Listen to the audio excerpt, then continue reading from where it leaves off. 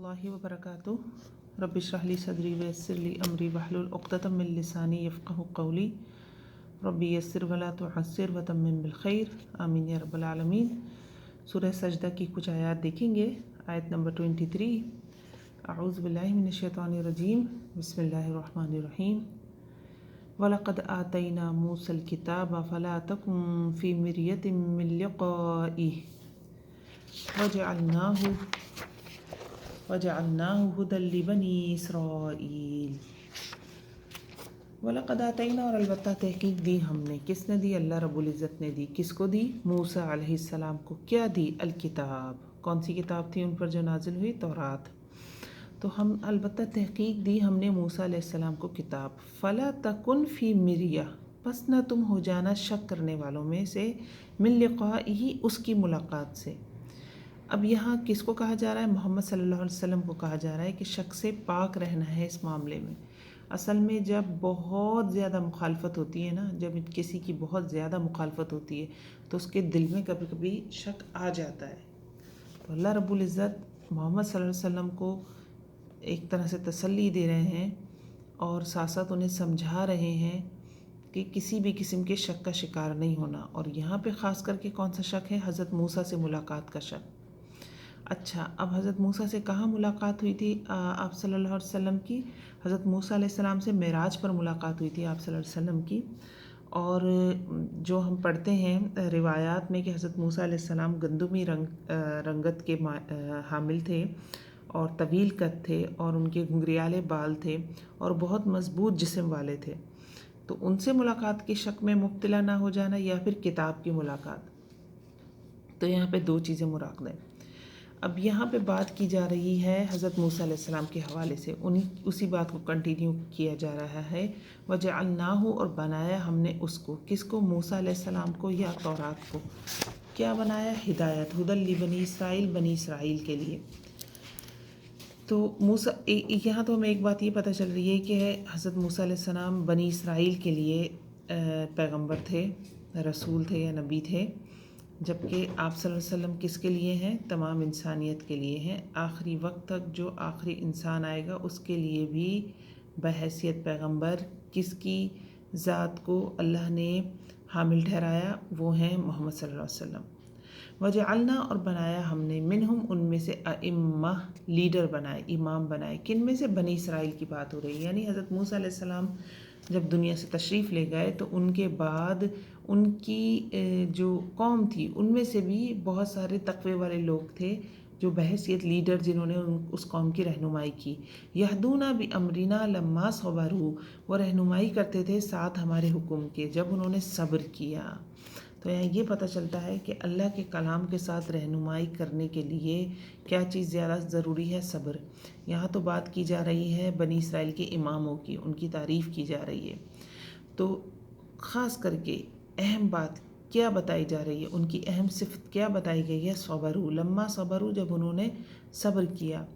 تو دین کا کام کرنے کے لیے دو چیزیں بڑی ضروری ہیں۔ ایک پچھلی آیت میں آئی کہ شک کا شکار نہیں ہونا ہے، یعنی یقین ہونا چاہیے، جو بات ہم آگے پہنچا رہے ہیں اس پر کامل یقین ہونا چاہیے۔ قرآن سچ ہے، قرآن حق ہے، قرآن کو آگے لے کر جائیں گے تو اس بات پہ ایک داعی کا، قرآن کو آگے لے جانے والے کا اپنا یقین بہت پختہ ہونا چاہیے، ہر قسم کے شک سے پاک ہونا چاہیے۔ اور دوسری چیز کیا ضروری ہے؟ لما صبروا، صبر لازم ہے۔ تو داعی کے لیے یقین لازم، داعی کے لیے صبر لازم۔ وَكَانُوا بِآيَاتِنَا يُوقِنُونَ، اور تھے وہ ہماری آیات کے ساتھ یقین رکھتے۔ دوبارہ یقین کی بات یہاں آ گئی۔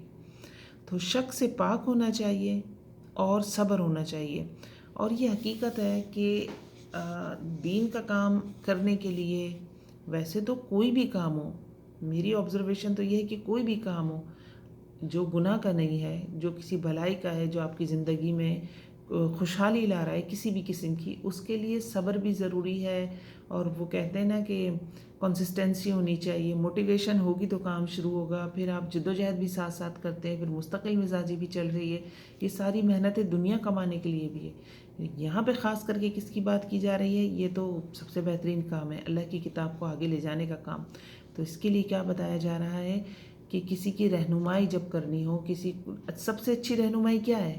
اللہ کے راستے کی طرف رہنمائی، یعنی اللہ سے جوڑنا.